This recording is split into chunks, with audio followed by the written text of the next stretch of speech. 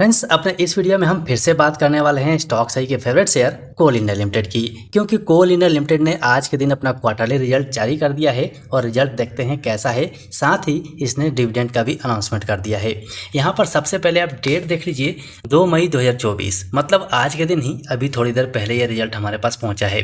सबसे पहले आप यहाँ देख लीजिए कि 5 रुपये पर शेयर के हिसाब से डिविडेंड आपको मिलने वाला है, जिसका फेस वैल्यू 10 रुपये पर शेयर के हिसाब से होगा। यहाँ पर रिकॉर्ड डेट का कोई जिक्र नहीं किया गया है। चलिए हम फटाफट बात कर लेते हैं इसका रिजल्ट का कि रिजल्ट कैसा आया हुआ है। रिजल्ट पर ध्यान देना बहुत ज़रूरी है, क्योंकि रिजल्ट का इम्पैक्ट शेयर के ऊपर में पड़ता है। अब यहाँ पर देख लीजिए, सबसे पहले इसमें दिए गए सारे नंबर्स आपको करोड़ में देखने को मिलेंगे।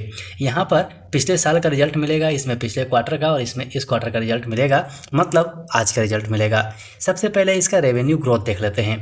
पिछले साल में इसका रेवेन्यू ग्रोथ 38,152.34 करोड़ का था, जो पिछले क्वार्टर में 36,153 करोड़ का हो गया था और इस क्वार्टर में 37,410 करोड़ का हुआ है। मतलब ईयर बेसिस पे देखेंगे तो इसका अभी भी रेवेन्यू ग्रोथ कम है, लेकिन क्वार्टर बाय क्वार्टर बेसिस पे बढ़ा है।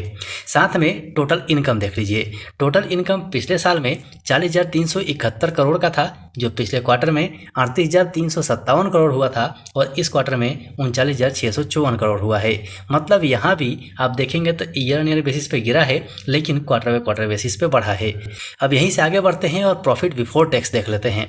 सबसे पहले यहाँ पर देखिए, पिछले साल में इसका प्रॉफिट बिफोर टैक्स 9,569 करोड़ का था, जो पिछले क्वार्टर में 13,634 करोड़ हो गया और इस क्वार्टर में 11,430 करोड़ हुआ है। मतलब ईयर बेसिस पे इसका प्रॉफिट बिफोर टैक्स तो बढ़ा है, लेकिन क्वार्टर बाय क्वार्टर बेसिस पे गिरावट आई है। हालांकि बहुत मजबूत कंपनी है, इससे इसके ऊपर में कोई ज़्यादा इम्पैक्ट नहीं पड़ना चाहिए। यहीं से प्रॉफिट फॉर द पीरियड देख लीजिए। पिछले साल में 6,869 करोड़ का प्रॉफिट हुआ था, जो पिछले क्वार्टर में बढ़ के 10,154 करोड़ हो गया था, लेकिन इस क्वार्टर में कम होकर 8,640 करोड़ हुआ है।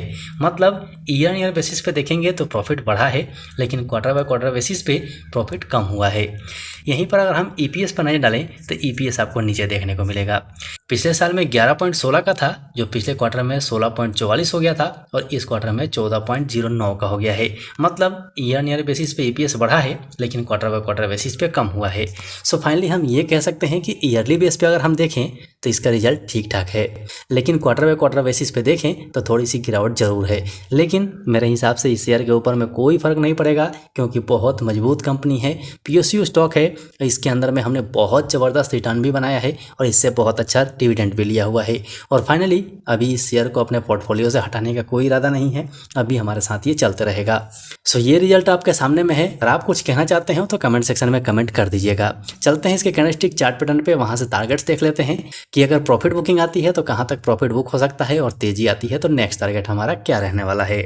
सो फ्रेंड्स, फाइनली कोल इंडिया लिमिटेड का one day candlestick chart pattern आपके सामने में है। यहाँ पर ज़्यादा कुछ बात करने की जरूरत नहीं है, क्योंकि हमने ऑलरेडी इस शेयर को बहुत पहले से कवर किया हुआ है और जितने भी ये मार्किंग्स आप देख रहे हैं इन सब के बारे में हमने डिस्कस किया हुआ है।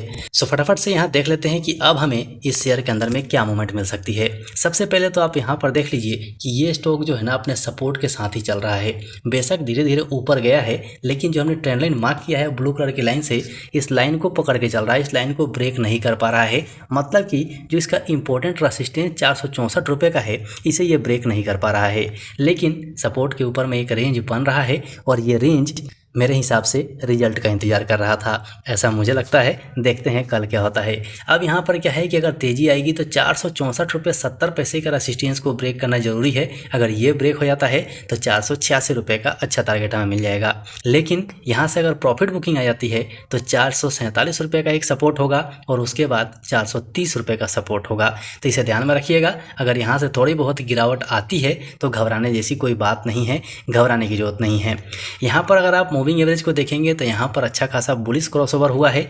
आरएसआई भी 56 का है, मतलब ठीक ठाक कह सकते हैं।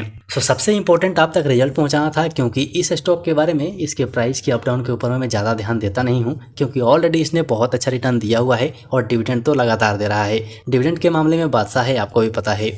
सो ये सारी बातें आपको बतानी थी, इसीलिए वीडियो को रिकॉर्ड किया है और ऐसे वीडियोस आपको मिलते रहेंगे। लेकिन अगर आपने चैनल को सब्सक्राइब किया होगा और बेल आइकन को ऑन किया होगा तो सबसे पहले वीडियोस आपके पास पहुंचेंगे। सो आपसे रिक्वेस्ट है कि अभी भी अगर आपने चैनल को सब्सक्राइब नहीं किया है तो कर लीजिए और बेल आइकन को ऑन कर लीजिए। अभी के लिए वीडियो में इतना ही, फिर मिलते हैं दूसरे वीडियो में।